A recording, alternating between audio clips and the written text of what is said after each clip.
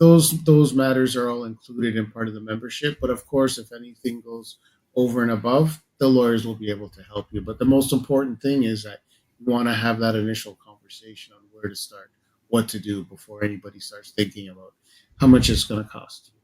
What is one of the craziest things you've ever seen that they've had to take care of for somebody? Oh, I've seen some very interesting things. Well, yeah.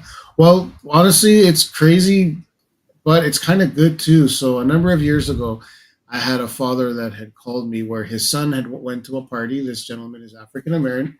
African American. His 16-year-old son had went to a party. You know, most kids they go to these parties, and apparently some accusations were being made that the son had did. And the following morning, or 11 o'clock at night, the police were knocking at the father's door saying, "We need to speak to your son about XYZ." There was this accusation that was made with another person at the party, female.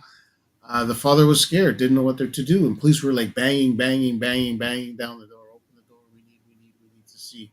He was able to call our 24 because that there is a 24/7 emergency situation. With our services, we have the ability to speak to a lawyer in an emergency situation 24 hours a day, 365 days a week. That there is an emergency where police are knocking at your door.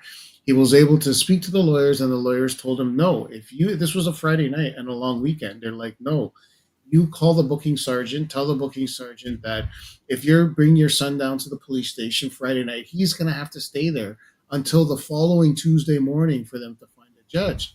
And at that time, my son was a similar age, and I don't know about you as a parent, but you don't want your child spending the overnight in jail to find out the to see the judge on Tuesday morning. So he'd ended up calling down to the staff sergeant, made an appointment for Tuesday morning, 9 a.m. to be down there. And the father called me with tears saying, "Thank you so much for introducing us to this service that otherwise he wouldn't have known what to do." But think of how many times that's happened to folks all over North America where they don't know who to talk to.